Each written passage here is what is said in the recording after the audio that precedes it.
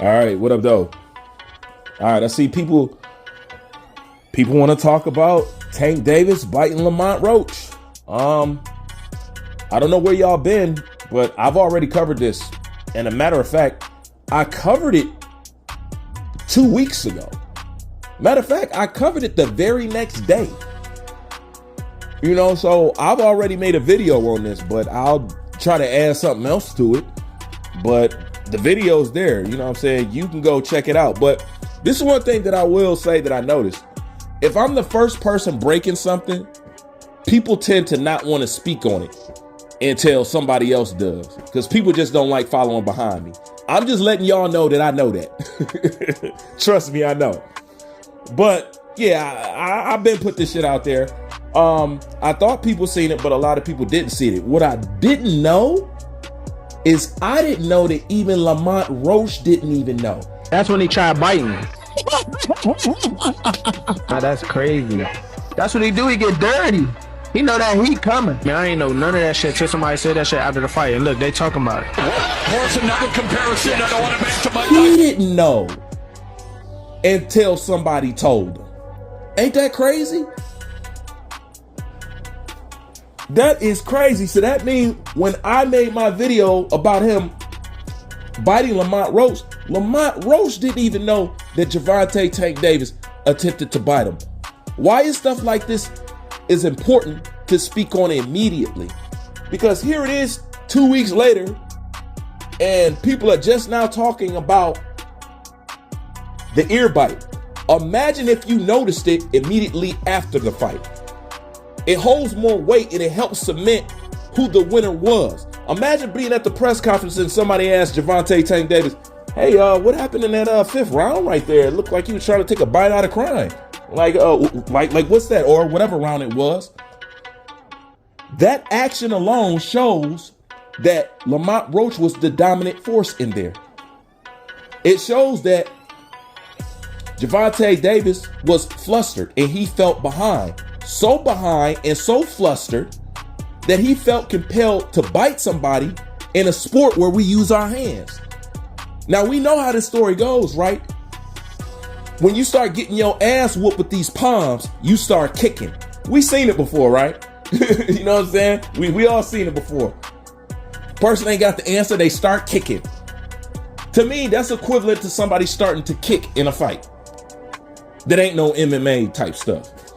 You know what I'm saying? That's why it's good to jump on that type of stuff immediately, because it helped facilitate it and it helped show that Lamont was in there touching his ass up to the point he felt he needed to Mike Tyson a MFer.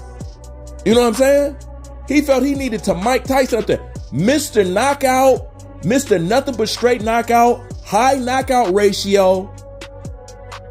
Thought that he needed to bite somebody to get his point across. Imagine if people jumped on that while it was fresh out of the oven. It would give a different outlook on Lamont Roach. That's why I couldn't figure out. Either people didn't see it or they didn't want to talk about it. That's why I jumped on that shit immediately. But what trips me out is Lamont didn't even damn know.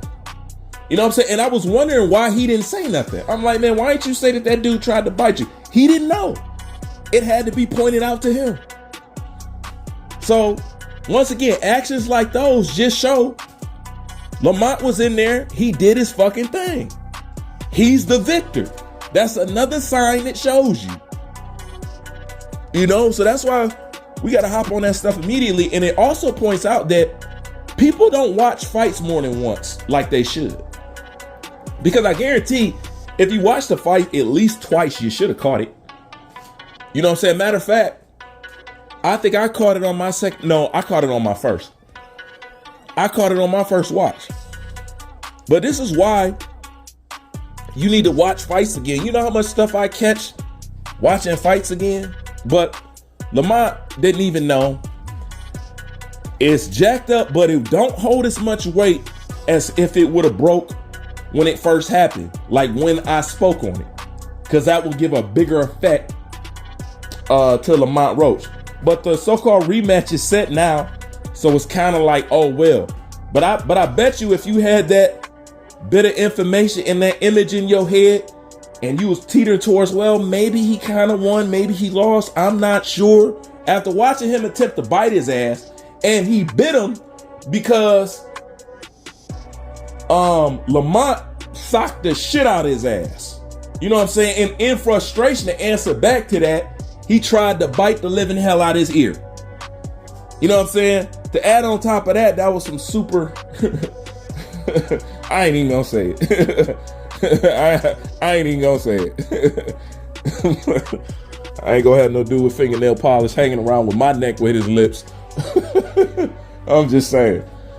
But yeah, but if we'd have hopped on that, if that's something that would have been highlighted immediately after the fight, that shit might have been overturned. You know what I'm saying? You never know.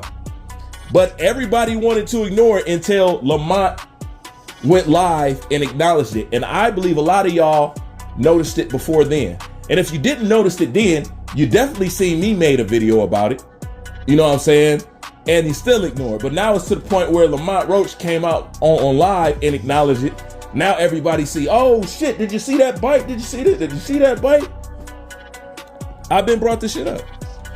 But that's basically it on this. To me, it ain't nothing more to add other than it was extremely shocking that Lamont Roach didn't know. But once again, that just helps show Lamont Roach is in there doing his thing. You know what I'm saying?